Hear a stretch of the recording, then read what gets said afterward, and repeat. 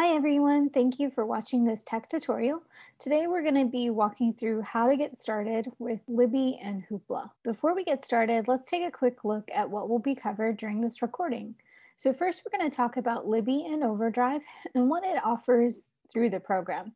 We'll also talk about Hoopla and some of the benefits of using that program, as well as the compatible devices that you can use with either, and how to access both apps either on your phone, your tablet, or on your laptop or computer.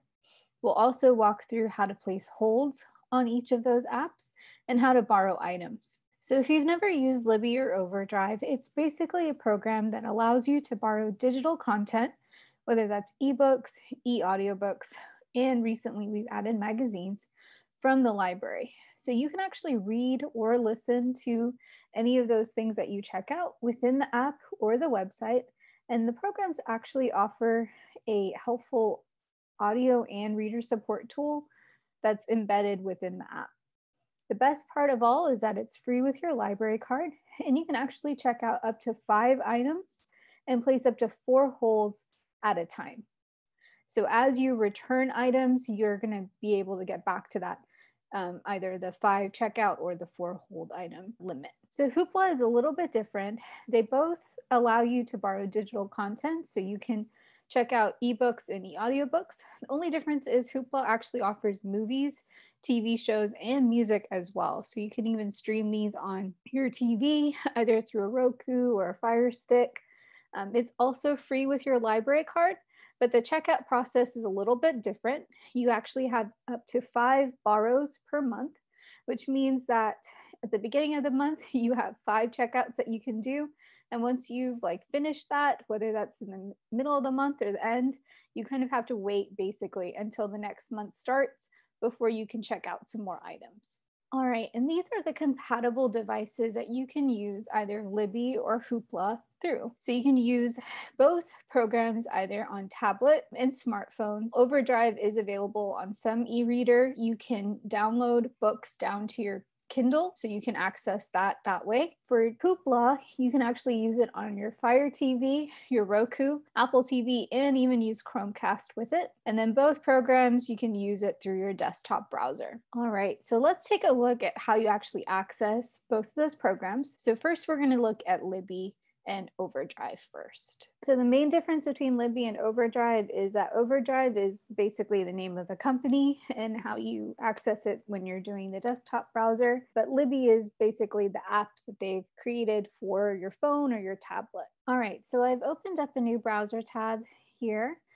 So I'm just going to go to our library website, which is cedarhilllibrary.org, and that will take me to the main library website on the homepage. And as you get in here, you'll notice that we have this menu option here on the left. And what we're going to click on is this button here that says ebooks, audiobooks, magazines, music, and more. So this will show you all the different programs that we have available when you're trying to stream some digital content. So first we're going to click on this Overdrive button. All right, and so now I'm taken into the homepage for Overdrive for our library. So even before I sign in with my library card, I can actually just browse a little and see, what's available. So this is Overdrive, and then it mentions here Libby, which is the app that you can use on your phone or your tablet to be able to also borrow items through Overdrive. So you can see we have some magazines that are available for checkout. As well as some different books that are available that are kind of curated here for you already. So the first thing that we're going to do is actually try to sign in and link our library card to create an account. So we'll click sign in here, and then it's going to ask you for your card number. So I'm just going to go ahead and type that in. All right, and so now I am signed in with my own account. So before we start taking a look at what's available here, I'm just going to show you a couple of things with your account. You'll notice over here at the top right corner, that is where you can view your account. So I can see the different loans or holds or things that I have. And I did want to mention, like I said, we have these curated different collections here available for you. So you can always check that out. I really like looking at the newly added content because it shows me what new books our librarian has been adding into our Overdrive account. And then you can also see based on the month or based on what's happening, there might be some specific content that you can look at too. All right, so I found a book that I might be interested in. So I'm gonna look at this Tana French book and just click on it. And then it's gonna show me if it's available to check out. You'll see this borrow button. So I can click borrow to check it out. I can read a sample if I wanted to. It's gonna have this great description in here for me, as well as some recent reviews. And it even gives me some suggestions if I like this author or if I like this title, some other books I might enjoy as well. So let's say I want to go ahead and borrow this item. I'm going to go ahead and click borrow. It's going to say, do I want it for a certain period? 21 days is a max. So I'll click borrow. And now I have this option here to either read it in my browser, download it as a ebook here, or even read it with my Kindle if I had one. So I'm going to read in my browser. And you'll also notice it gives you the date for how long you have it available and lets you know that you have a certain number of titles left to check out. So if I return this, my number of items that I can borrow will go back to 5. So I'll go ahead and click read now in browser because I wanted to show you guys some of the great tools that are available when you're reading this way. So it'll open up the book. Now I'll see all the different pages here.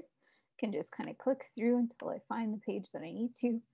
These are all linked. So if I know that I'm on a certain chapter, I can just skip ahead. If I click on the bottom of the page, it's going to show me basically kind of an overview of what's available here. So it'll tell me which page number I'm on, and then it gives me this little view of where the different chapters are. So if I need to skip ahead, I could. You'll also notice up at the top here there are some different options. So this button right here will change the format. So instead of it showing as 2 pages, it's showing as 1 big page. You can also search through the text.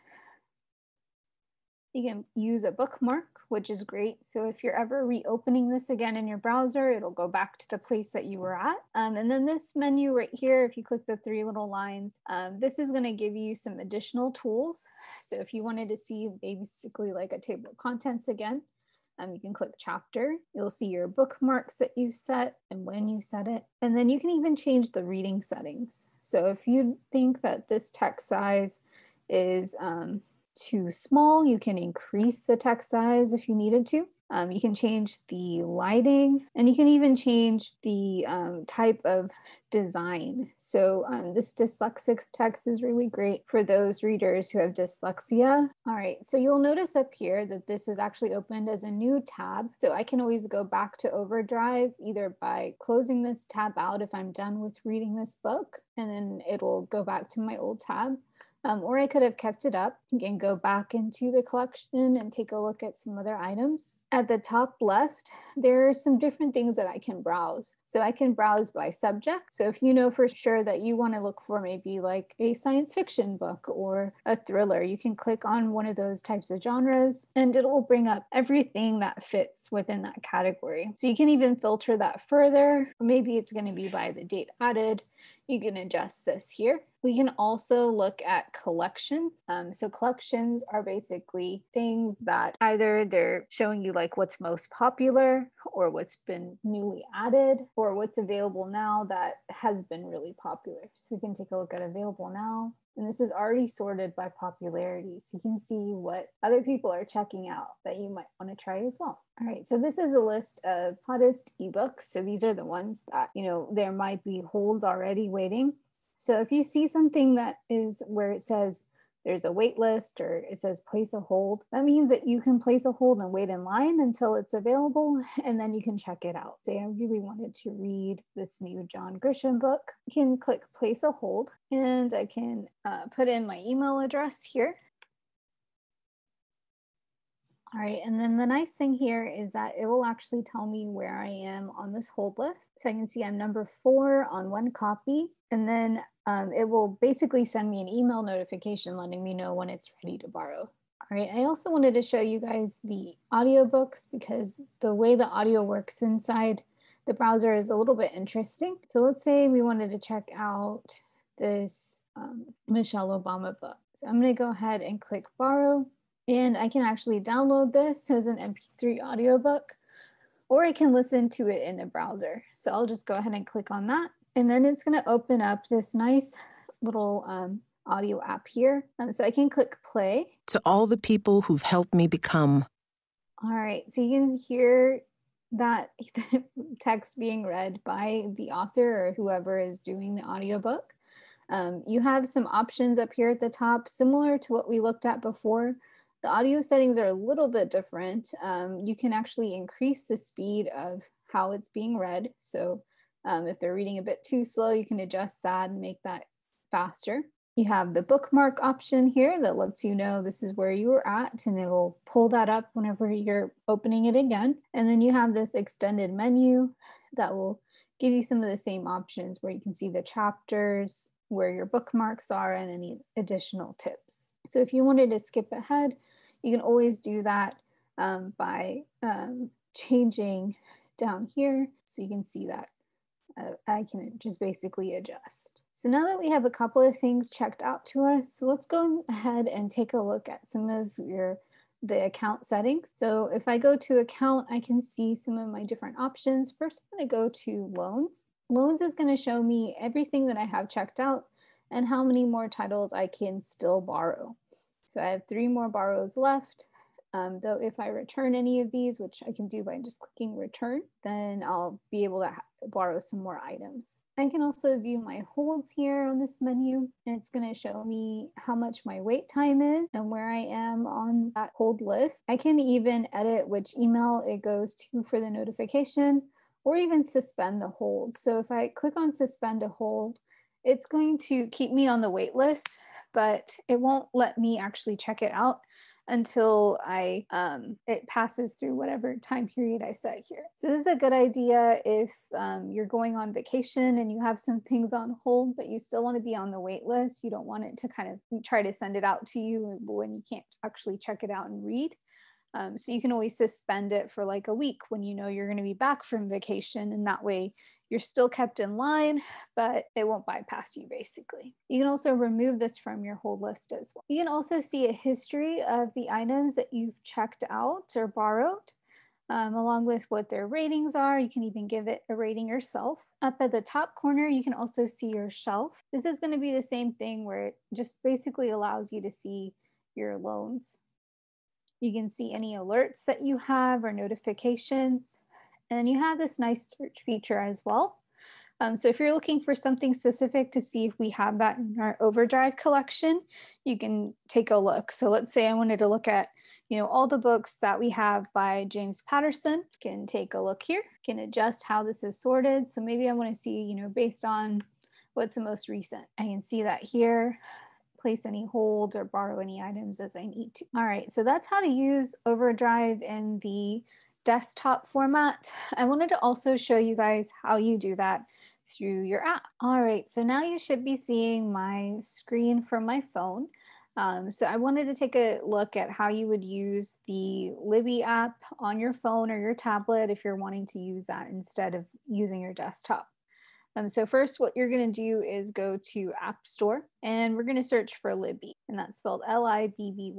And then you'll notice this app over here that looks kind of like a person trying to read a book. And then you're just going to click on that.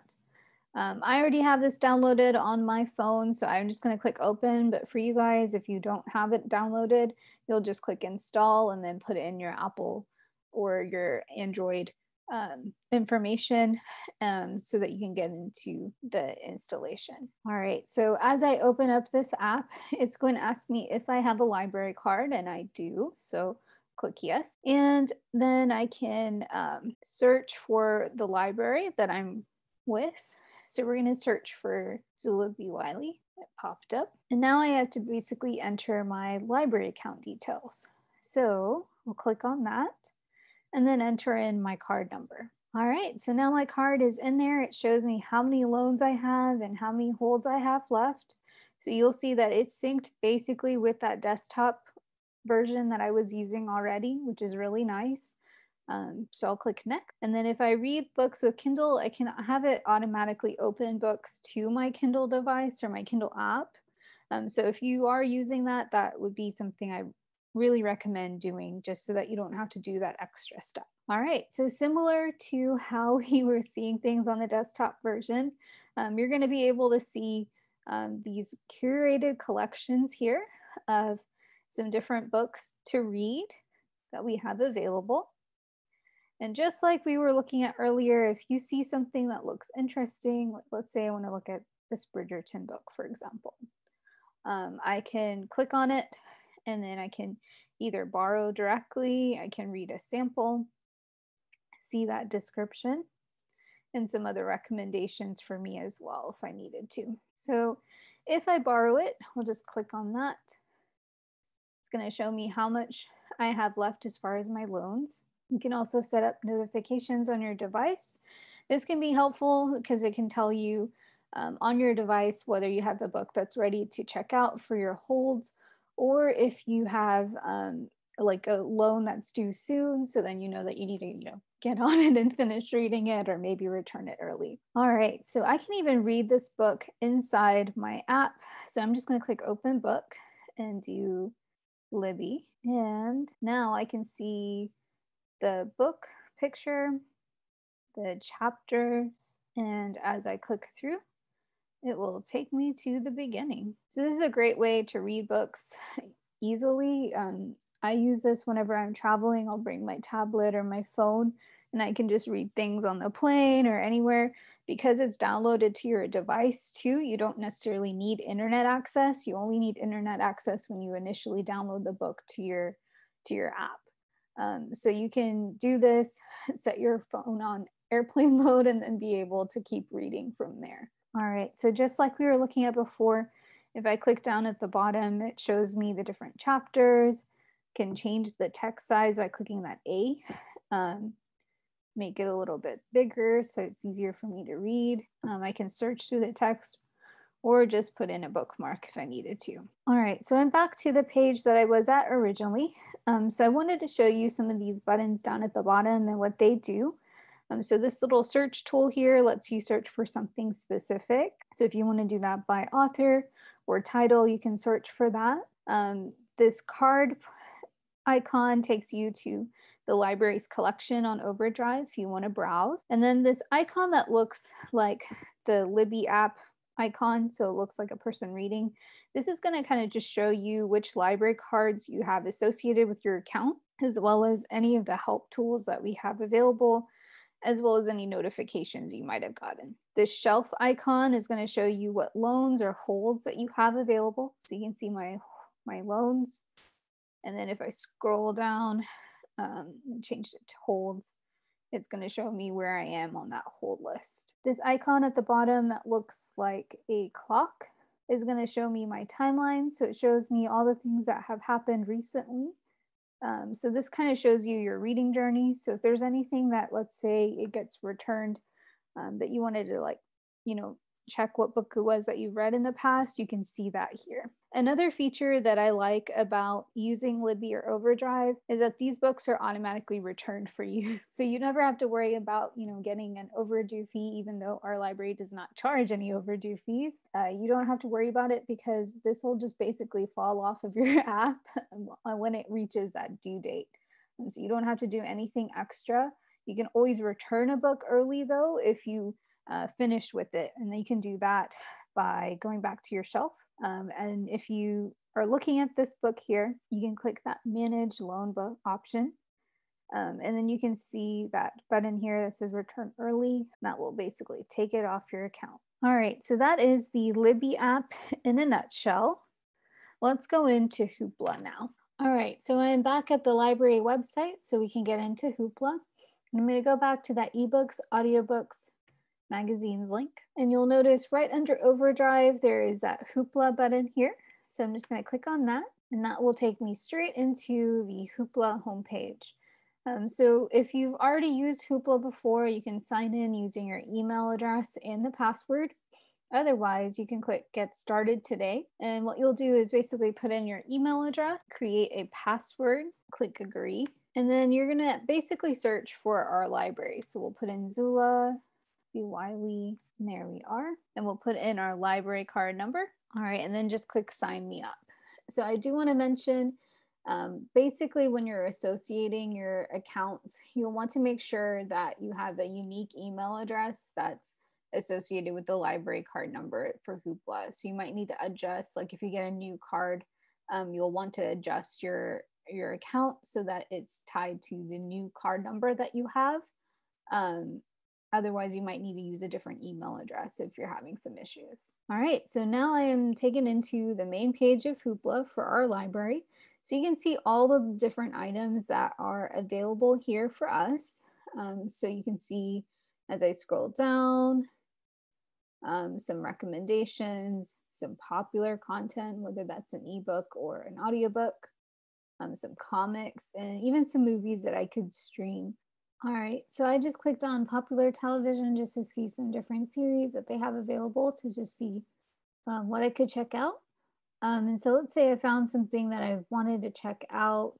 So I'm going to do Luther, which is this crime drama, which is pretty good. So I can see some descriptions here of what this is, and I can click borrow if I wanted to. So with Hoopla, when you click borrow, this is basically available for you to watch within 3 days of borrowing it. And the thing with the TV shows is you have to borrow each individual episode separately. So that can be something you want to keep in mind if you're watching something that has a lot of episodes, because you only have, 5 borrows per month. All right, so let's say I wanted to borrow this. I'm going to borrow the title. And then I can click play and then it will open up in my browser. Or if I'm ready to return that, I can click return now. So I'll just click play.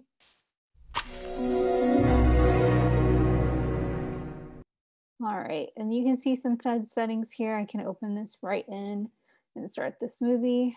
I can adjust this to be full screen, or adjust any of my settings here, or even sync this up to another device, like if I have Chromecast or something like that. I'm not going to play a little bit further because I just remember that this show is actually pretty scary and I forgot that. So I'm not going to click further, but basically this is what you can do when you open up and some content. So let me go back. All right, so up at the top, I did want to mention that you have some options here. So if you go to My Hoopla, this is going to give you your homepage. You can see what you borrowed recently. You can go to currently borrowed. This is going to show me what I have left.